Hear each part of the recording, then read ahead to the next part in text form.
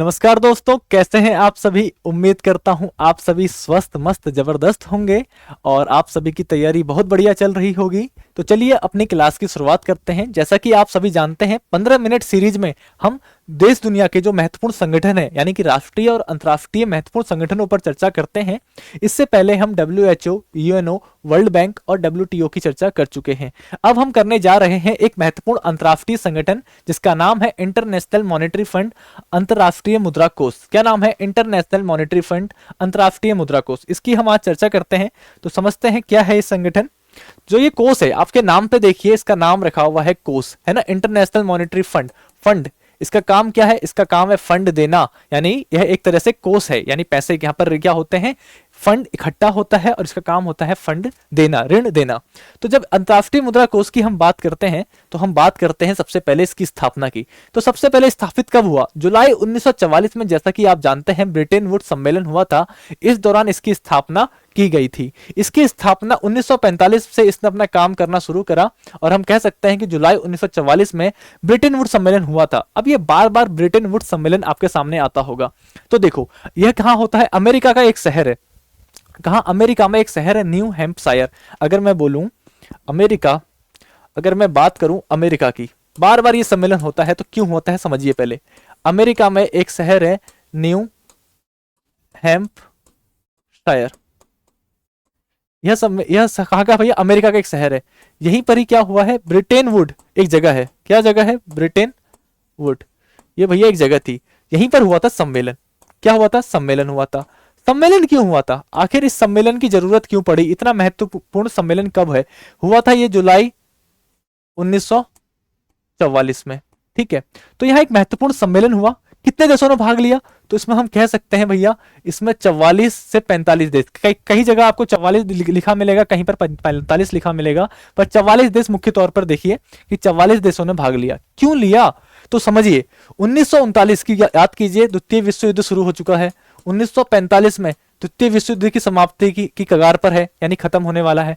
ऐसे में उससे पहले सभी देश जो इसमें शामिल थे, बहुत सारे देश शामिल थे, उन सबकी क्या हो गई? आर्थिक स्थिति कमजोर हो गई, उनमें वित्तीय संकट उत्पन्न हो गया, सारे संसाधन उन्होंने युद्ध में लगा दिए। ऐसे में उस दौरान जरूरत पड़ी कि अंतरराष्ट्रीय स्तर पर एक ऐसे संगठन की जरूरत पड़ी जो हमें क्या कर सकता है, इस आर्थिक स्थिति से बाहर निकाल सकता है और जो वित्तीय स्थिति को संभाल सकता है, वित्तीय संकट से, आने वाले वित्तीय संकट से भी उबार सकता है। इसके लिए एक संगठन की जरूरत पड़ी।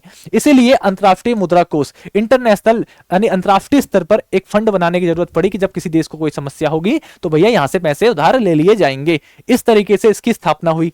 स्थापना, अब वापस आते हैं, स्थापना जुलाई 1944 के इस सम्मेलन के दौरान हो गई थी। प्रतिनिधि मैंने बता दिए हैं, 44 देश थे, उन्होंने हस्ताक्षर किए थे और 1945 से इसने अपना काम करना शुरू कर दिया। सदस्य देश की बात करें तो वर्तमान में इसमें 190 सदस्य देश हैं, यानी कि अंतरराष्ट्रीय मुद्रा कोष में 190 सदस्य देश हैं। और अगर अंतिम हुआ 190वां पूछे तो वो कौन सा है भैया? वो है आपका अंडोरा। क्या है? अंडोरा एक जगह है यूरोप की, है ना, यूरोप का एक छोटी सी जगह है अंडोरा। वहां एक सबसे अंतिम सदस्य इसका सन 2020 में जुड़ा था। ठीक है, फ्रांस और स्पेन की सीमा में आप देखेंगे तो वहां पर कुछ पहाड़ियां हैं, उन पहाड़ियों में यह प्रदेश छुपा हुआ है जिसका नाम है अंडोरा। ठीक है, प्रत्येक देश का वित्तीय महत्व के अनुपात में IMF में प्रतिनिधित्व। अब इसका क्या मतलब है? सदस्य देश 190 हैं, लेकिन सभी की वैल्यू बराबर नहीं है, सभी का महत्व एक जैसा नहीं है, अलग अलग है। अलग अलग का मतलब कि 190 सदस्य जो देश हैं, ये इसमें महत्व कैसे होता है? जितना पैसा ये IMF में जमा करवाते हैं, यानी जितना पैसा ये IMF को देते हैं, समझो उसकी वैल्यू बढ़ती रहती है। जैसे अमेरिका सबसे ज्यादा अनुपात अमेरिका का है, उसका रेशो सबसे ज्यादा है, वो सबसे ज्यादा योगदान करता है, तो उसकी वैल्यू सबसे ज्यादा है। भारत सिर्फ 2% करता है, तो भैया भारत की वैल्यू उतनी ही है। तो ऐसे में 190 सदस्य देश हैं, लेकिन सबकी वैल्यू बराबर नहीं है। देश का वित्तीय महत्व के अनुपात में IMF में प्रतिनिधित्व होता है। उनका प्रतिनिधित्व किसमें मिलता है? उनके वित्तीय अनुपात में। मुख्यालय की बात करें तो वॉशिंगटन DC USA का एक शहर है। वॉशिंगटन वहां के राष्ट्रपति थे, उनके नाम पे ये इसका नाम पड़ गया है वॉशिंगटन DC। ठीक है, USA का एक बड़ा शहर है, राजधानी भी है। अमेरिका की राजधानी वॉशिंगटन DC है, आप जानते हैं। नोट करने वाली बात क्या है कि जब तक कोई देश IMF का सदस्य ना बन जाए, यानी नहीं बनता, तब तक उस देश को वर्ल्ड बैंक की सदस्यता नहीं मिलती है। कहने का मतलब है, अगर आपको वर्ल्ड बैंक की सदस्यता लेनी है तो आपको पहले IMF के पास जाना पड़ेगा, उसकी सदस्यता लेनी पड़ेगी। ये एक महत्वपूर्ण तथ्य है जो आपको याद रखना चाहिए आपके एग्जाम के लिहाज से। यानी कि IMF का सदस्य बनोगे तभी आपको वर्ल्ड बैंक का सदस्य बनाया जाएगा। ठीक है। और आईएमएफ और वर्ल्ड बैंक दोनों को ट्विंस कहा जाता है। क्यों ट्विंस कहा जाता है? क्योंकि ये जो ब्रेटन वुड्स सम्मेलन है ना, इसी के दौरान दोनों निकल कर आए। दोनों दो संगठन है, महत्वपूर्ण संगठन है, दोनों निकल के आए। वर्ल्ड बैंक को मैंने बताया था, इसको आईबीआरडी कहते हैं, आईबीआरडी भी कहते हैं, प्लस आईडीए अगर इसमें शामिल हो जाता है, इंटरनेशनल डेवलपमेंट एसोसिएशन इसमें शामिल हो जाती है, तो ये वर्ल्ड बैंक का रूप धारण कर लेता है। वर्ल्ड बैंक में 5 संघ हैं, आपको बताया था मैंने, 5 संगठन शामिल हैं। ये देखिए इसका लोगो है, ये ग्लोब है, दोनों ग्लोब आपस में मिल रहे हैं, इसका मतलब पूरा विश्व एक हो रहा है। जैतून की पत्तियां दिखाती हैं कि शांति का प्रतीक है, शांति से समृद्धि, यानी शांति से समृद्धि की ओर बढ़ना जैतून की पत्तियां दिखा रही हैं। और इस तरीके से ये इंटरनेशनल मॉनेटरी फंड का लोगो है। आगे बढ़े तो देखते हैं आईएमएफ का उद्देश्य। भैया उद्देश्य क्या है? इसका उद्देश्य, मुख्य उद्देश्य क्या है? किसी चीज का होता है ना एम, एक होता है एम, एक होता है लक्ष्य, टारगेट।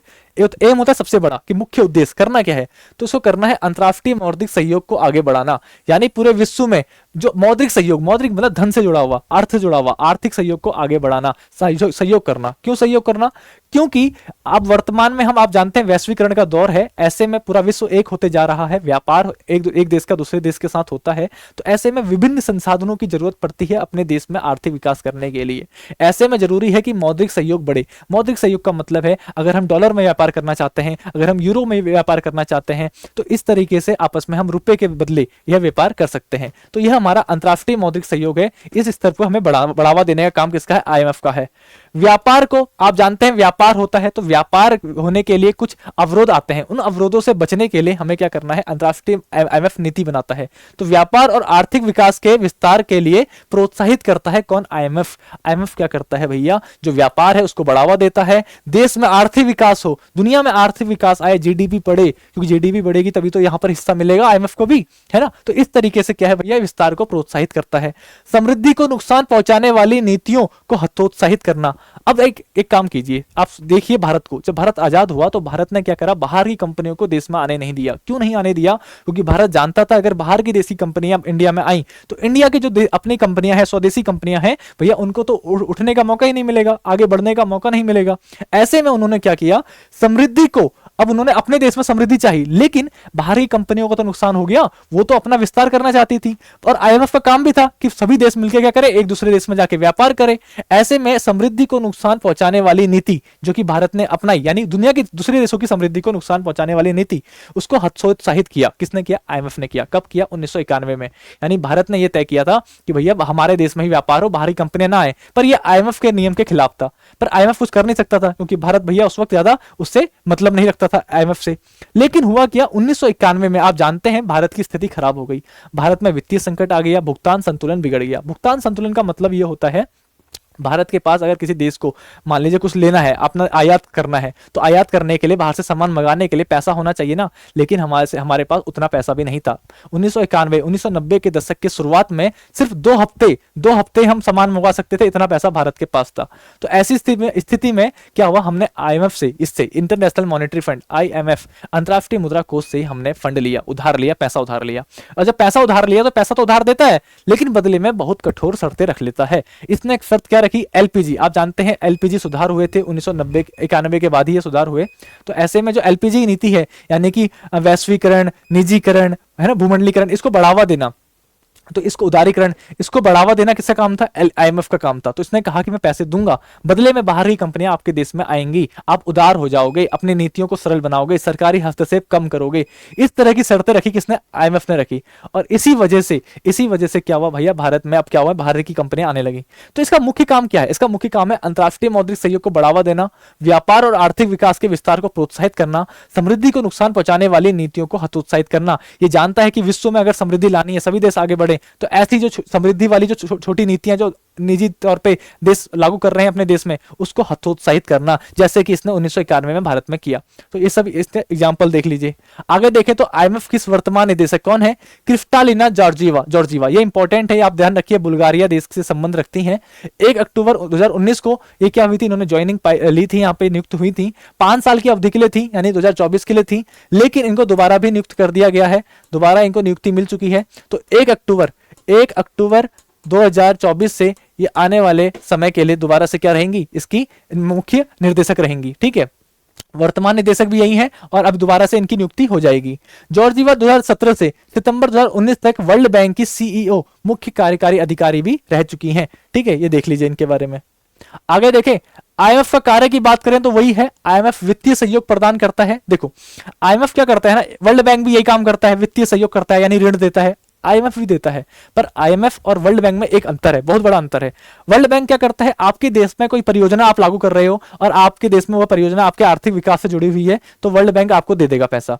ठीक है, वर्ल्ड बैंक दे देगा, लेकिन आईएमएफ नहीं देगा। वो बोलेगा कि मैं पैसा तभी दूंगा जब आपके देश में बहुत ज्यादा आर्थिक संकट हो, भुगतान संतुलन, आपके पास इतना पैसा भी ना हो कि आप बाहर से निर्यात कर सकें, या आपके देश में बहुत बुरी दिवालिया होने के कगार पे हो, आपका विदेशी मुद्रा भंडार खत्म हो चुका हो, या आपके देश में युद्ध की स्थिति है और बहुत सारे संसाधन बर्बाद हो चुके हों, तब आईएमएफ पैसा देता है। ये ज्ञान रख लीजिए, आईएमएफ बहुत बुरी स्थिति में पैसा देता है। वर्ल्ड बैंक देश के अंदर जो रिकंस्ट्रक्शन, जो आपका पुनर्निर्माण और या परियोजनाएं चल रही है, आर्थिक विकास के लिए जो परियोजनाएं चल रही हैं, उसके लिए पैसा देता है वर्ल्ड बैंक। और किसको देता है, विकासशील देशों को देता है। लेकिन आईएमएफ किसको देता है, विकासशील देशों को साथ साथ धनी देशों को भी पैसा देने का काम आईएमएफ करता है। याद रखना, इंटरनेशनल मॉनेटरी फंड क्या करता है, धनी देशों के साथ साथ विकासशील देशों को भी, पर वर्ल्ड बैंक सिर्फ विकासशील देशों को पैसा देता है।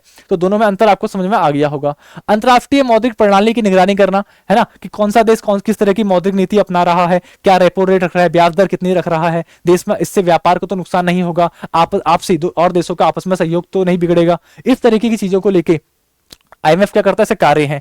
समता विकास करना, ये क्या करता है, तकनीकी सलाह देता है, सहयोग करता है, आर्थिक सलाह देता है, इसका यह मुख्य कार्य है। दुनिया भर में गरीबी कम करने का प्रयास करना इसका सबसे बड़ा कार्य है, कि भैया दुनिया भर में गरीबी कम हो, किस तरह ऐसी नीतियां अपनाई जाए, जिस ऐसी मौद्रिक पॉलिसी अपनाई जाए जिससे गरीबी कम हो, देश में जीडीपी बढ़े, इस तरीके के इसके प्रयास रहते हैं।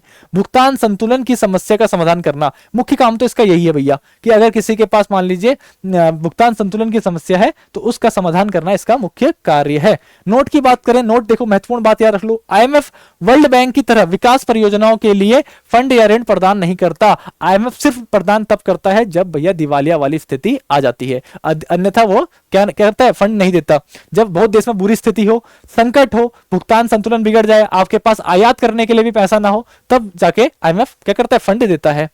आईएमएफ द्वारा जारी रिपोर्ट, इसके आईएमएफ क्या करता है, 3 महत्वपूर्ण रिपोर्ट जारी करता है, उसका नाम याद कर लीजिए। वर्ल्ड इकोनॉमिक आउटलुक रिपोर्ट, विश्व आर्थिक परिदृश्य रिपोर्ट कहते हैं इसको, बहुत महत्वपूर्ण रिपोर्ट है। वर्ष में 2 बार जारी करता है, वर्ष में 2 बार, यानी अर्धवार्षिक रिपोर्ट है। अप्रैल, सामान्यतः की बात कर रहा हूं, अप्रैल और अक्टूबर, इन 2 महीनों में भैया यह जारी करता है, ध्यान रखना। सेम यही ग्लोबल फाइनेंशियल स्टेबिलिटी रिपोर्ट है ना, यह है वैश्विक वित्तीय स्थिरता रिपोर्ट, यह भी क्या है, सेम यही है, अप्रैल और अक्टूबर में वर्ष में 2 बार जारी करता है। फिस्कल मॉनिटर रिपोर्ट, यानी कि राजकोषीय निगरानी रिपोर्ट, इसका काम भी क्या है, राजकोषीय, जो देश देश की राजकोषीय नीति होती है, एक होती है मौद्रिक नीति, जिसमें ब्याज दर बढ़ रहा है ना, रेपो रेट कम हो रहा है, ब्याज दर, आरबीआई अपने जो बैंक है उनको कितने में लोन देता है, कितने में ब्याज दर में ऋण उपलब्ध करवाता है। दूसरी तरफ आती है मौद्रिक फिस्कल पॉलिसी, यानी राजकोषीय नीति, इसमें सरकार द्वारा क्या प्रयास किए जा रहे हैं, है ना, रोजगार कितना बढ़ावा दिया जा रहा है रोजगार को, इस तरह की जो नीतियां हैं इसकी रिपोर्ट कौन लाता है, आईएमएफ द्वारा। ये 3 रिपोर्ट जारी की जाती हैं, ये भी वर्ष में 2 बार, यानी कि सभी रिपोर्ट वर्ष में 2 बार जारी की जाती हैं। अर्धवार्षिक रिपोर्ट है, ध्यान रखिए, अप्रैल और अक्टूबर में सामान्यतः, पर कभी कभी ये जनवरी और जुलाई के महीने में भी प्रकाशित हो जाती हैं। ठीक है, ये महत्वपूर्ण बात थी आईएमएफ के बारे में, बहुत ज्यादा इसमें इंपॉर्टेंट नहीं है, इंपॉर्टेंट सिर्फ इतना है कि ये सवाल देखो यहां से बनते हैं, मेन ये है आपका मुख्य परीक्षा, ये है आपका मुख्य परीक्षा, आईएमएफ का उद्देश्य, ये आपका प्रीलिम्स वाला पार्ट आ गया जहां से सवाल बन सकते हैं। ये फिर मुख्य परीक्षा वाला आ गया कि आईएमएफ के कार्य बताइए, तो ये आपके आंसर राइटिंग में मदद करेगा। नोट जो है ये इंपॉर्टेंट है, ये प्रीलिम्स और मेंस दोनों के लिए इंपॉर्टेंट है। रिपोर्ट ये प्रीलिम्स के लिए इंपॉर्टेंट है, ठीक है, तो आपको ये रेगुलर बेस पे ध्यान रखना है। ब्रेटन वुड्स शहर मैंने बता दिया था कि कहां पर है, न्यू हैम्पशायर में है। तो ये था हमारा आईएमएफ के बारे में। इस तरीके की और भी संगठन में लेकर आने वाला हूं लगातार, तो आप जुड़े रहिए और बताइए क्लास कैसी लगी। देखिए इसके मामले में या धीरे धीरे पढ़ेंगे, पूरा एक साथ सब कुछ नहीं पढ़ेंगे, भूल जाओगे।